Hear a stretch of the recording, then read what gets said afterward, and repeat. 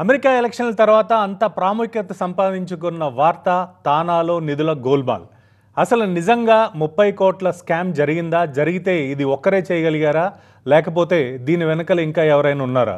అసలు 30 కోట్ల రూపాయలు ఒక సేవా సంస్థ నుండి బయటికి తీసుకెళ్ళడం అమెరికాలో అంత ఈజీనా? నిజంగా తానా లక్షల మంది సభ్యులు ఉన్నప్పటికీ కూడా వాళ్ళందరికీ ఒక అటాచ్మెంట్, ఒక ఎమోషన్గా ఉన్న తానాలో ఇలాంటి సంఘటన జరగడం దురదృష్టం. కానీ ఇందులో వాస్తవాలేంటి, నిజంగా ఏం జరిగింది అంటే వీటన్నిటికి సంబంధించి పూర్తి సమాచారం మనకు అందించడానికి మనతో పాటు ఈరోజు యార్లగడ్డ వెంకటరమణ గారు ఉన్నారు. ఆయన గతంలో ఫౌండేషన్ బోర్డుకి చైర్మన్గా చేశారు. ఆయన టర్మ్లోనే ఈ వివాదం, ఈ స్కామ్ బయటకు వచ్చింది అంటే అప్పుడే దాన్ని కంట్రోల్ చేయలేకపోయారు అనే విషయాన్ని కూడా చాలామంది అంటున్నారు. దీంట్లో వాస్తవాలంతా ఆయన అడిగి తెలుసుకుందాం. నమస్తే అండి. నమస్తే అండి. నమస్తే వెంకటరమణ గారు, ఈ గత 2-3 రోజుల నుండి వార్తల్లో ఎక్కడ చూసినా మీ ఫోటోలే, ఎక్కడ చూసినా మీ పేర్లే. మీకు షోకాజ్ నోటీసులు ఇచ్చారంటూ ఒకరు, మరోవైపు ఎవరైతే శ్రీకాంత్ పోలవరపు ఉన్నారో ఆయనతో కలిసి మీరు ఈ స్కామ్లో కూడా పాలు పంచుకున్నారని చెప్పి వార్తలు వస్తున్నాయి. వీటిలో వాస్తవాలంతా, అసలు నిజంగా ఏం జరిగింది? ఇది నేను కూడా వెబ్సైట్స్లో చూస్తున్నానండి. అంటే మీరు అన్నట్టుగా నేను దాంట్లో ఉన్నానని ఏం లేదండి. బట్ కాకపోతే మీరు అన్నట్టుగా ఈ ఫోటో వేయటం అనేది ఆ రోజు నేను చైర్మన్గా ఉన్నానని చెప్పి అలా అంటున్నారు. కానీ అసలు ఈ ఈ కోర్టు ట్రాన్సాక్షన్ చేసినప్పుడు ఆ బ్యాంకు ఏదైతే ఉందో ఆ బ్యాంకు నుంచి తను వివిధ టైంలో తీసుకుని ఉన్నారండి. అయితే చైర్మన్గా నేను ఉన్నప్పుడు వాస్తవం ఇవన్నీ కూడా ఎలిగేషన్స్ అన్నీ కూడా తప్పుడు ప్రచారాలు చేస్తూ ఉన్నారండి. ఎందుకంటే ఏ బ్యాంక్ అయితే ఉందో ఆ బ్యాంకులో నేను అసలు నాకు దాంట్లో ఏం యాక్సెస్ లేదు. I'm not there. రెండోది ఏంటంటే మన తానా ఫౌండేషన్ ఉన్న బ్యాంకుల్లో ఒకటి ఆపరేటింగ్ అకౌంట్, రెండోది ఈ యొక్క నిధులు నడిపేయడానికి మెరిల్ లించ్ అనే బ్యాంకులో మనం ఎప్పటి నుంచో దాంట్లో బిలియన్స్ ఆఫ్ డాలర్స్ వస్తూ ఉన్నాయి. దానికి మన బైలాస్ ప్రకారంగా తానా ఫౌండేషన్ డ్యూటీస్ ఏంటి, తానా ఫౌండేషన్ చైర్మన్ ఏం చేయాలి, తానా ఫౌండేషన్ ట్రెజరర్ ఏం చేయాలి, ఈ యొక్క మనీని ఎవరు సంరక్షించాలనేది చాలా క్లియర్గా ఉందండి. అయితే తానా ఫౌండేషన్ చైర్మన్ చేసేది మెయిన్ ఏంటంటే పాలసీస్ని, అక్కడ ఉన్న ప్రాజెక్ట్స్ని మొత్తం 14 మందిని కోఆర్డినేట్ చేస్తూ, మీకు కావాలంటే బైలాస్ కూడా నేను పంపిస్తాను. బైలాస్లో వెరీ క్లియర్ చేస్తూ వీళ్ళందరినీ కోఆర్డినేట్ చేసుకుంటా ఇంప్లిమెంట్ చేసే కార్యక్రమం ప్రెసిడెంట్ ఇదండి. అదే రకంగా తానా ట్రెజరర్ ఎవరైతే ఉన్నారో ఇది అందరికీ తెలుసు. నా తానా సభ్యులకి ముందుగా చెప్తున్నా, ఈ యొక్క దీని ప్రకారం మన బైలాస్ ప్రకారంగా లేదు, కొంతకాలంగా వస్తున్న ఒరవడి ప్రకారంగా ఇది తానా ఫౌండేషన్ యొక్క నిధులు ఏవైతే ఉన్నాయో ఫండ్స్ అన్నీ కూడా, డొనేషన్స్ వచ్చినవి అన్నీ కూడా ట్రెజరర్ కస్టడియన్లో ఉండి వెరీ క్లియర్గా, మరి ఆ రోజు నేను ఒకసారి బైలా కూడా చెప్తానండి.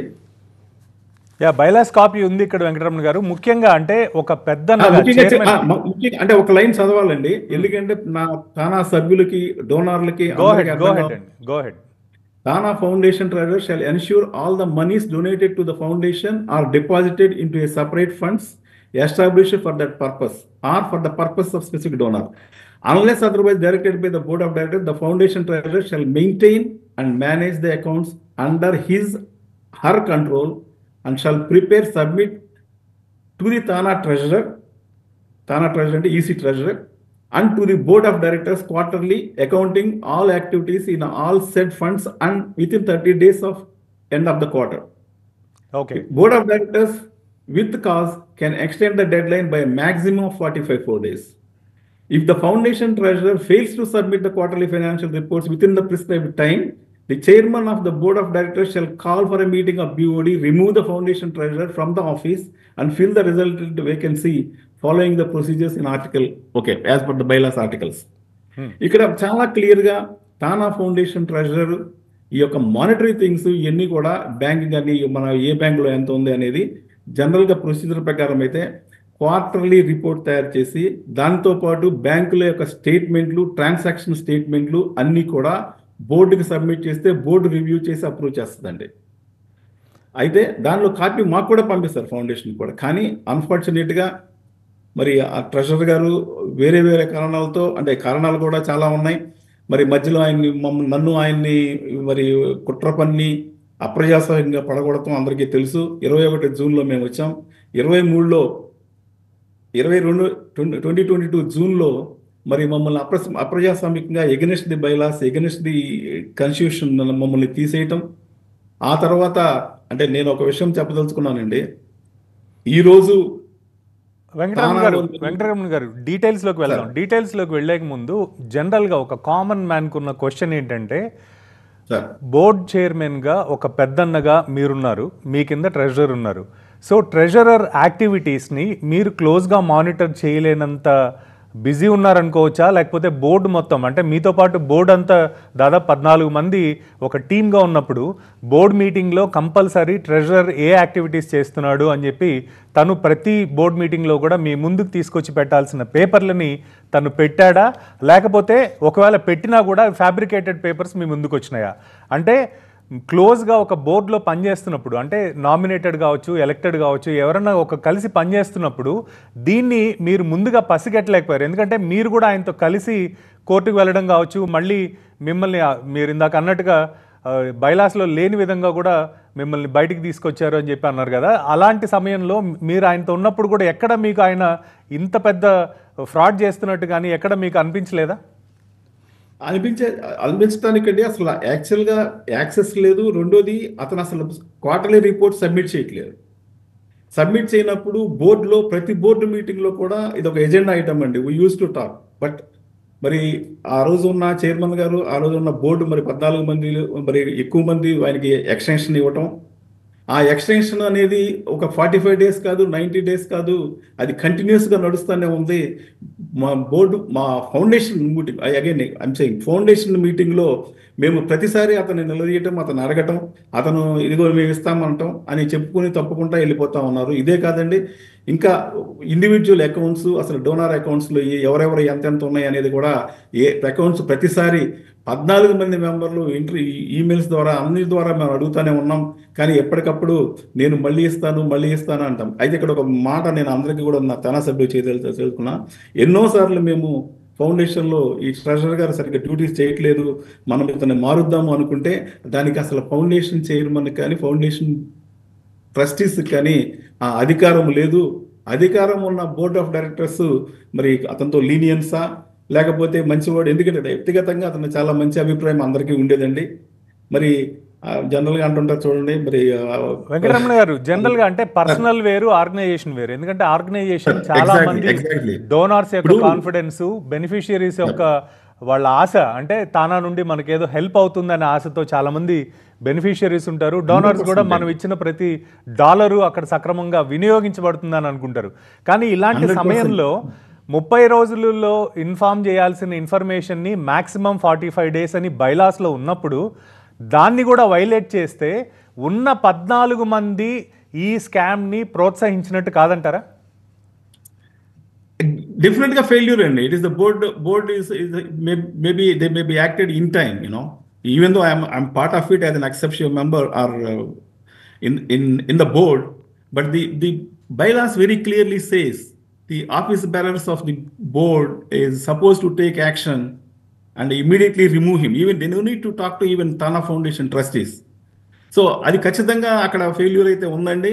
నేను కూడా అదే అంటాను. అంటే ఇవాళ ఒకళ్ళని బ్లేమ్ చేయటం అని కాకుండా దాని యొక్క రెస్పాన్సిబిలిటీ, ఎందుకంటే మన బైలాస్ చాలా క్లియర్గా రాసి ఉన్నారండి. ఎవరి డ్యూటీ వాళ్ళు చేసి ఉన్నట్టయితే ఇది బోర్డ్ ఆఫ్ డైరెక్టర్స్ ఆ రోజు వేరే ఒక వర్గ పోరాటాలకి వాటికి ఎలక్షన్స్ అని అదని ఇదని చేసుకునే కన్నా ఇవాళ ఆ రోజు బోర్డులో ఉన్న ఆఫీస్ బేరర్స్ అందరూ కూడా దీనికి బాధ్యత వహించాల్సిన అవసరం ఖచ్చితంగా ఉందండి. యాజ్ ఎ ఫౌండేషన్ చైర్మన్గా మరి నేను సుమారుగా 110 డోనార్ మెంబర్లని మనం యాడ్ చేసినప్పుడు మరి మా శశికాంత్ గారు కానివ్వండి, లేకపోతే గన్నే రమణ గారు కానివ్వండి, వీళ్ళందరూ కూడా ప్రోత్సహించి సుమారుగా 110 మందిని కొత్తగా ఫౌండేషన్ డోనార్గా 10,000 కట్టి వాళ్ళ ప్రాజెక్ట్స్ కోసం మనం 1.1 మిలియన్ రైట్ చేస్తున్నాం. అయితే నేను చాలా సిగ్గుపడుతున్నానండి వాళ్ళ ఇలాంటి సిచ్యువేషన్ దానికి. అంటే కంట్రోల్ చేసే బాధ్యత కానీ లేకపోతే బైలాస్లో కానీ నాకు ఏ అధికారము లేదు, అడగటం తప్ప. అది నేను కనీసం ఒక 20-25 ఈమెయిల్స్ ప్రొడ్యూస్ చేయగలను ఎవ్రీ టైం, ప్రతి బోర్డు మీటింగ్లో కూడా అడగటము. అదేవిధంగా నేనే కాదు ట్రస్టీస్ కూడా అడగటం జరుగుతూ ఉంది.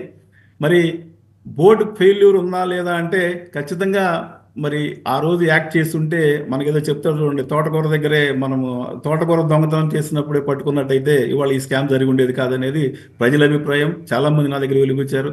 మరి అదే విధంగా, ఎందుకంటే ఈ మాట ఎందుకు అంటున్నానంటే బోర్డులో ఎన్నో అవకతవకలు, అంటే పెద్ద పెద్దవి కాకపోయినా లైక్ కాన్ఫరెన్స్లో కానీ లేదు అకౌంట్స్లో కానీ జరిగినప్పుడు, మరి మనం ఒక ఎగ్జాంపుల్ ఒక 400,000 డిఫరెన్స్ వచ్చినప్పుడు నెగోషియేట్ చేసుకుని బోర్డు ఆ రోజు $1,20,000 $1,50,000 వాళ్ళ దగ్గర తిరిగి రాబట్టుకున్న తర్వాత మనం యాక్షన్ తీసుకోకపోవటము, legal action, I mean what it is stipulated actions తీసుకోకుండా మరి ఆనాడు పెద్ద మనుషులు వాళ్ళని కాపాడటం మరి వాళ్ళ ఇలాంటి పరిస్థితికి వచ్చిందని నా అభిప్రాయం. ఎందుకంటే మనం అప్పుడే కనుక మనం వాళ్ళ మీద లీగల్ యాక్షన్ తీసుకున్నట్టయితే ఖచ్చితంగా ఇలాంటి అవకాశాలు, ఇలాంటి వారికి అవకాశం ఉండేది కాదు, ఆలోచన ఉండేది కాదు.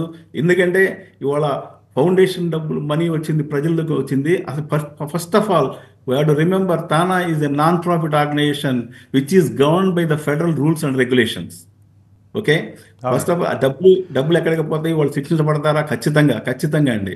నన్ను ఇంకొక వెంకటరమణ గారు ఒక్క నిమిషం అండి, మనం ఒక బ్రేక్ తీసుకుందాం. బ్రేక్ తర్వాత కుండ బద్దలు కొట్టినట్టు తానాలో ఏం జరుగుతుందనే విషయాన్ని మనం వెంకటరమణ గారితో అడిగి తెలుసుకుందాం. రూపాయి కాదు, $2 కాదు, $1 కాదు, $10 కాదు, కోట్ల రూపాయలు ఒక్కసారిగా తానాలో డొనేట్ చేసిన వాళ్ళందరినీ కలవరపెడుతుంది. దీనికి సంబంధించి అసలు స్కామ్స్ ఎలా జరిగాయి, గతంలో ఏమైనా జరిగాయా, ఆ స్కామ్స్కి సంబంధించి ఎలాంటి చర్యలు తీసుకున్నారు అనే విషయాలు కూడా మనం అడిగి తెలుసుకుందాం. వెంకటరమణ గారు, వెల్కమ్ బ్యాక్.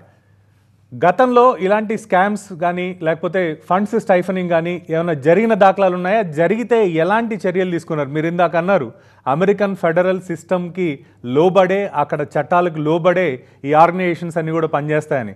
ఒకవైపు ఐఆర్ఎస్ ఉంది, మరోవైపు ఫెడరల్ ఉంది. సో వీటన్నిటికి సంబంధించి అసలు అంత ధీమాగా ఇంత పెద్ద ఆర్గనైజేషన్లో ఒక వ్యక్తి దట్టు సేవా సంస్థ నుండి ఇన్ని డబ్బులు బయటికి తీసుకెళ్ళడం ఎలా సాధ్యమైంది? ఎవరిచ్చారా ధైర్యం?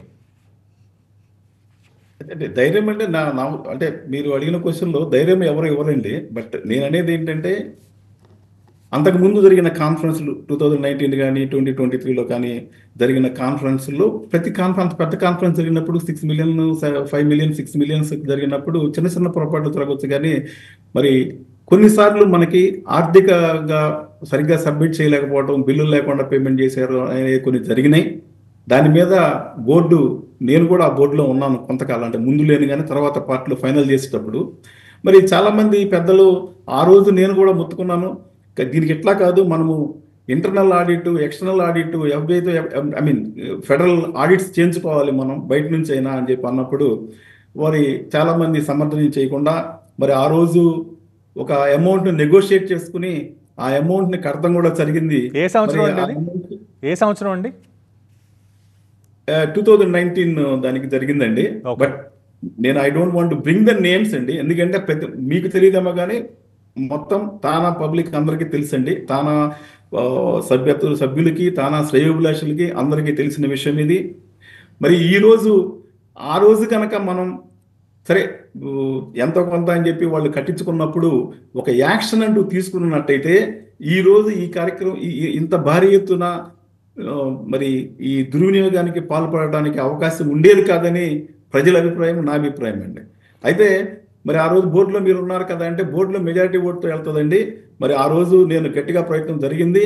నేను ఇంకొక విషయం చెప్పదలుచుకున్నానండి ఇక్కడ తానా సభ్యులకి. మరి ఏనాడు నేను ఒక చిన్న గ్రామంలో రైతు బిడ్డగా సంస్కారవంతమైన కుటుంబం నుంచి సంస్కారాల మధ్య పెరిగి వచ్చానండి. ఏనాడు రూపాయికి ఆశించి కానీ అవినీతి అనేది నాకు అసలు ఇంతవరకు లేదండి.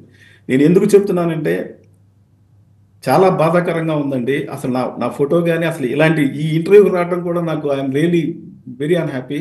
కారణం ఏంటంటే నేను ఫస్ట్ నుంచి కూడా ఒక మొండితనంగా ఎక్కడన్నా తప్పు జరిగినప్పుడు ఇది తప్పు అని చెప్పి బోర్డులో నేను ఉన్నప్పుడు ఎంతోమంది పెద్దలకి, ఆ రోజు ఉన్న బోర్డు సభ్యులకు కానీ ఈ రోజు ఉన్న బోర్డు సభ్యులు కానీ చాలామంది లీడర్స్కి అది నచ్చక నా మీద అనేక రకాలైన ప్రయత్నాలు చేసి కొన్ని ఎలక్షన్స్లో ఓడించటం తప్పులేదు.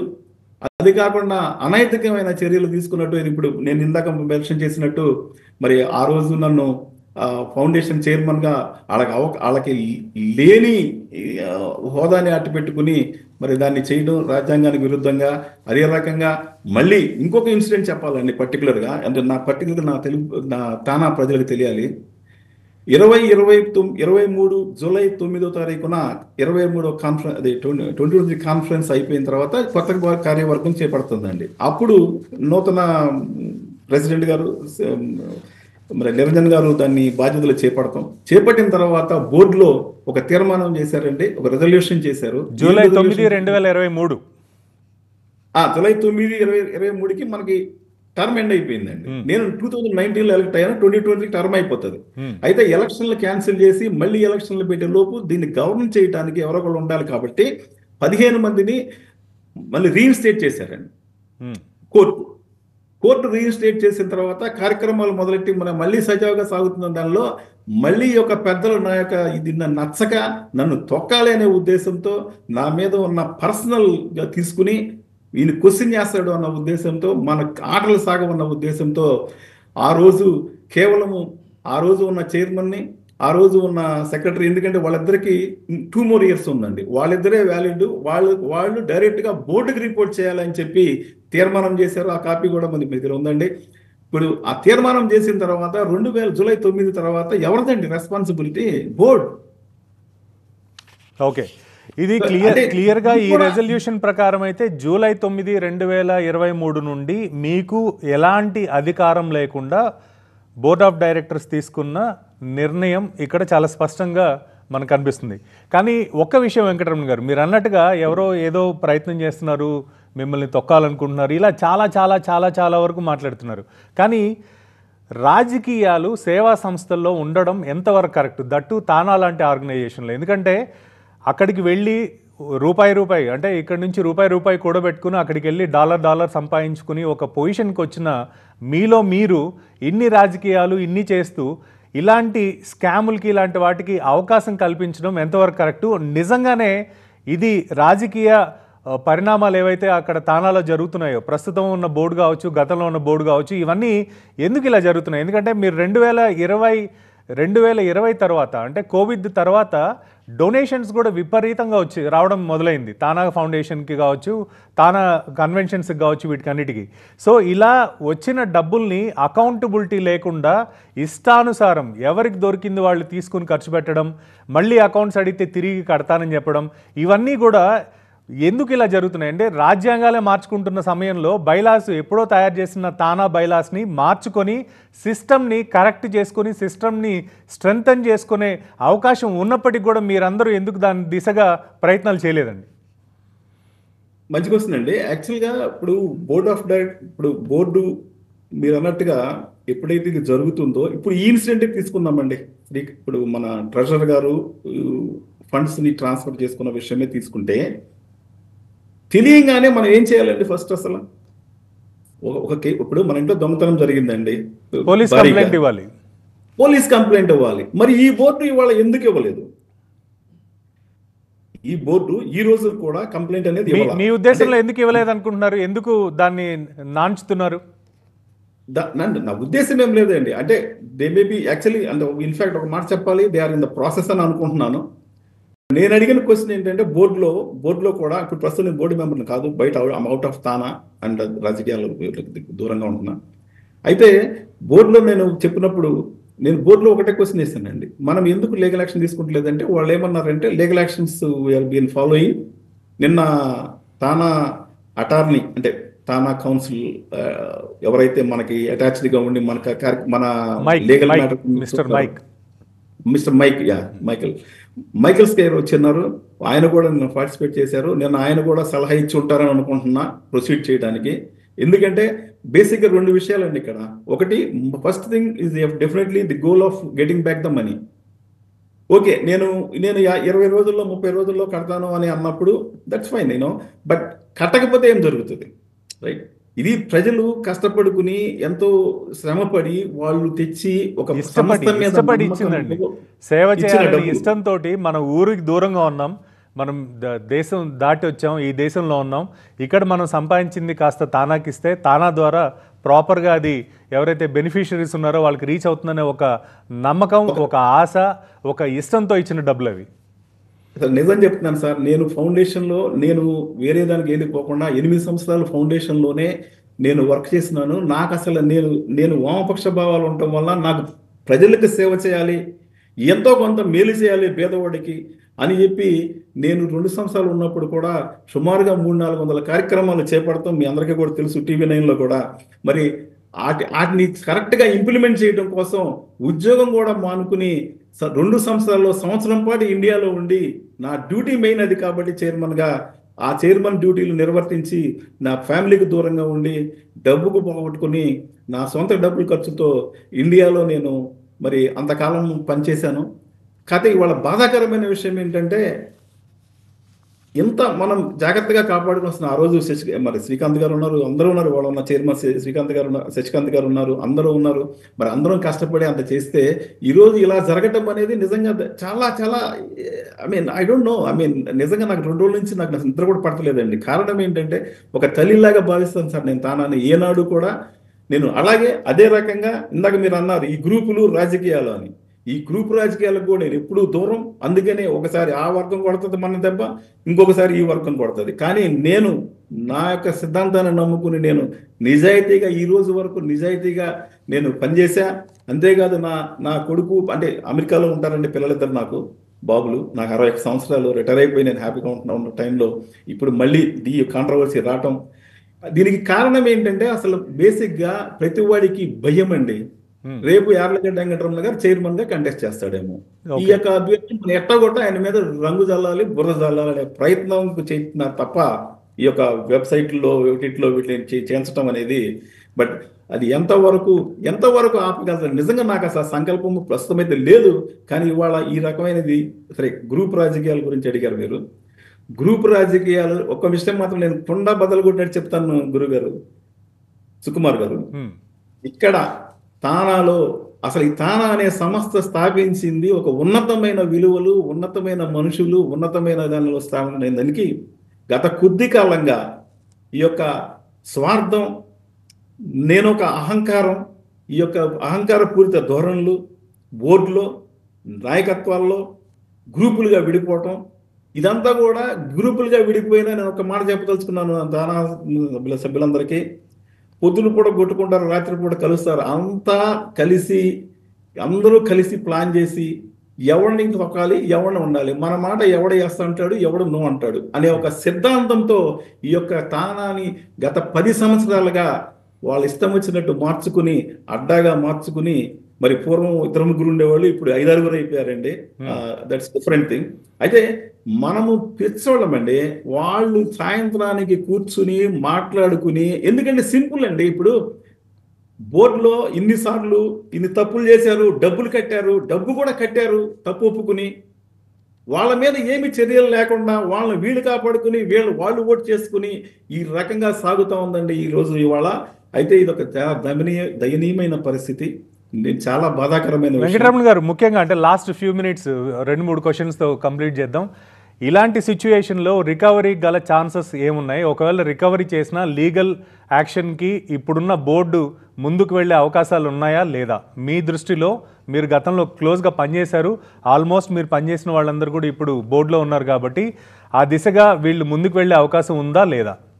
బోర్డులో కొంతకాలము కొంతమంది స్వార్థంగా వాళ్ళకి ఎంతకాలమైనా ఇంకా దాంట్లోనే ఉండి ఆ పదవి చేసి ఈ పదవి చేసి మళ్ళీ అదే బోర్డులో మళ్ళీ కంటిన్యూ అయ్యి వాళ్ళ యొక్క స్వలాభాల కోసం, స్వార్థం కోసం, ఆ పదవీ కాంక్షతో కొనసాగారండి. కొనసాగి సరే వాళ్ళకి ఎవరైనా వస్తారో అడ్డం వస్తారో అడుగుతారో అనుకున్న వాళ్ళని తొక్కుంటూ వచ్చారు. అయితే ఇప్పుడున్న బోర్డులో యువకులు ఉన్నారండి. I'm thinking they will take the legal action and they will recover the money. Okay, recover the money అంటే ఇక్కడ ఒక 2 విషయాలు, ఇంకొక విషయం మాట్లాడాలి సార్. రికవర్ ద మనీ అంటే అంతేగాని బతిమాలి అయ్యో దొంగతనం చేసేవాళ్ళే మేము అయితే అయిపోయింది అట్లా అని చెప్పి తీసుకురావడం అనేది కరెక్ట్ అయిన పద్ధతి కాదు. అలా చేసే ఇవాళ ఈ యొక్క ప్రతి వ్యక్తికి దొంగతనం చేసే అంటే దొంగతనం అని నేను అన్నగాని ఒక ఈ ఇన్అప్రోప్రియేట్ గా తీసే వాళ్ళందరూ దొంగతనం అనడం కన్నా దారుణమైన మాట అండి అది. ఎందుకంటే సేవా సంస్థ, మీరు ఒక బ్యాంకునో లేకపోతే ఒక వ్యక్తినో ఒక ఏదో ఒక ఆర్గనైజేషన్లో పనిచేసే ఉద్యోగం ఇచ్చిన సంస్థను లూటీ చేయడం వేరు, బట్ ఒక సేవా సంస్థలో అవును. ఇది చేయడం అనేది దొంగతనానికన్నా ఇంకా దారుణం అని అనుకోవాలి. Yeah, go ahead. ఖచ్చితంగా అండి. ఎందుకంటే అసలు బేసిక్ థింగ్ అసలు అండర్స్టాండ్ చేసుకోవాల్సింది, this is governed by the rules of federal rules అండి. యుఎస్ లో ఉన్నామండి. ఎంత దారుణం. నిన్నగాక మొన్న నాడాల సారీ సంస్థ పేరు నేను ఎత్తడం తప్పు. సో కొన్ని సంస్థల్ని వాళ్ళు దర్యాప్తు చేసి మూసేయటం కూడా జరిగింది. అయినా ఈ రోజుకి దాని యొక్క పరిణామాలని మనం ఎంత కఠినంగా ఉంటాయి అనేది తెలిసి కూడా మరి ఎందుకు చేస్తున్నారు, దీని వెనకాల ప్రోత్సాహాలు ఉన్నాయా అనేది డెఫినెట్గా మీరు అన్నట్టుగా లీగల్గా కేసులు లీగల్గా ప్రొసీడ్ అయితే తప్ప ఓకే, ఈ తాళాల మీరైతే ప్రక్షాళన జరగదు. మీరైతే ప్రస్తుతం ఉన్న టీం లీగల్ యాక్షన్ తీసుకున్నా కానీ మీరు okay, that's what you want to say.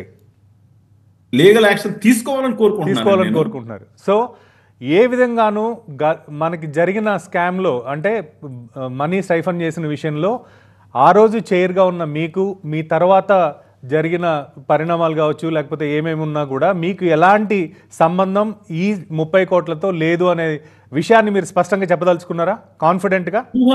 200% అండి. నేను నేను నేను ఇవాళ అందుకే నేనే ఫస్ట్ నేను ఈవెన్ బోర్డులో కూడా go ahead and put a police case and get. ఇప్పుడు ఇక్కడ జరిగింది ఏంటి, ఒక వ్యక్తి తన సొంత కంపెనీలోకి వేసుకున్నాడు, ఐటీ కంపెనీలోకి. ఈ సొంత కంపెనీలోకి 3 మిలియన్లు లేదా 2 మిలియన్లు వెళ్ళినప్పుడు ఆ మిలియన్స్ ఆఫ్ డాలర్స్ ఎవరికి వెళ్ళి అనేది అతన్ని, ఆ బాబు నువ్వు చెప్పరండి, రైట్? రెండోది వాడు చెప్పేది కూడా కరెక్టో కాదో కూడా తెలియదు మనకి. కానీ దీనిలో జరగాల్సింది ఏంటంటే క్షుణ్ణంగా ఇమ్మీడియట్గా పోలీస్ కేసు పెడితే అసలు ఆ డబ్బులు ఏమైనాయి, అసలు ఏం జరిగింది, అసలు ఈ ట్రాన్సాక్షన్ ఎట్లా జరిగింది, ఎక్కడికి పోయినాయి ఆ నిధులు, దీని వెనకాల ఇంకెవరైనా ఉన్నారా, ఎవరికి ట్రాన్స్ఫర్ అయినాయి అనేది క్షుణ్ణంగా ప్రజలకు తెలుస్తుంది. ఈ యొక్క సంస్థ ఇవాళ బాగుపడాలి, ఈ సంస్థ గట్టిగా ఉండాలి. ఇంకొక మరికొద్ది కాలం అంటే ఇప్పుడు 47 సంవత్సరాలు, ఇంకొక 100 సంవత్సరాలు మునిమనవుల దాకా ఉండాలి అని కోరుకున్న ప్రతి వ్యక్తి ఇవాళ దాన్ని ఖచ్చితంగా లీగల్ యాక్షన్ తీసుకోమని అడుగుతున్నాం. ఒకవేళ నేను కనుక చేసి ఉన్నట్టయితే అసలు నేను I'm the first person who is asking for that legal action. Go for the police case, find out the details, who are there before. ఇప్పుడు ఫైనల్గా నేను చెప్పదలుచుకుంది ఏంటంటే అసలు ఈ ఒక్క ఇదే కాకుండా, అంటే ఈ యొక్క సంఘటనే కాకుండా ఈ సంఘటన దృష్టిలో పెట్టుకుని ఫౌండేషన్లో గత 10 సంవత్సరాల్లో ఏమైంది, ఎగ్జిక్యూటివ్ కమిటీ వాళ్ళ నిధుల్లో ఏమైంది, బోర్డు నిధుల్లో ఏమైంది అనేది క్షుణ్ణంగా మరి ఇప్పుడు తెలిసింది కాబట్టి అతనేమో ఒకతనంతో జరిగింది అనేది కాకుండా మొత్తం అన్నీ కూడా లింకులన్నీ బయటకు లాగి కంప్లీట్ సంపూర్తిగా ప్రక్షాళన చేయాల్సిన టైం వచ్చేసింది అనేది గట్టిగా నమ్ముతూ బాధాకరంగా ఉందండి. ఎందుకంటే ఎంత కష్టపడి ఇన్ని కార్యక్రమాలు చేసి ఇన్ని చేసినా చివరికి ఎవడో వచ్చి దొంగ దొరికిపోయినా, అంటే బాధ్యత నాది కాకపోయినా దాన్ని చూసాల్సిన బాధ్యత బోర్డు మీద ఉన్నా అందరూ కూడా సంయుక్తంగా దీన్ని ఇవాళ సమూల ప్రక్షాళన అన్ని కాన్ఫరెన్స్ల మీద అన్నిటి మీద బయట ఆడిట్ లేదు, మనం కేసు పెడితే మొత్తం ఫెడరల్ వస్తారు. 100% ఈ యొక్క ప్రజలకి న్యాయం చేయాలి, ఆ డబ్బులు ఎలా వేయాలి, అదే రకంగా ఎలా దీన్ని అరికట్టాలి, ఫ్యూచర్లో ఏం చేయాలి, దీని మీద ఏం యాక్షన్ తీసుకోవాలి, ఖచ్చితంగా లీగల్ యాక్షన్ అయితే 100% ఐ డిమాండ్. అండ్ ఈవెన్ మొత్తం తానా సభ్యుల తరఫున నేను తెలియజేస్తా ఉన్నానండి. Please go ahead and do that. Thank you very much Venkataramana garu. ఇది తానాలో ఏం జరిగిందనే దాని మీద ex chairman for TANA foundation ఇచ్చిన ఎక్స్ప్లెనేషన్. రాబోయే రోజుల్లో ఎలాంటి పరిణామాలు చోటు చేసుకుంటున్నాయి, లీగల్ యాక్షన్కి గత 10 ఏళ్లలో ఫౌండేషన్లో జరిగిన లావాదేవీల పట్ల కూడా చాలా ట్రాన్స్పరెన్సీ కావాలని అడుగుతున్నారు. ఏం జరుగుతుందో వేచి చూద్దాం. చూస్తూనే ఉండండి TV9.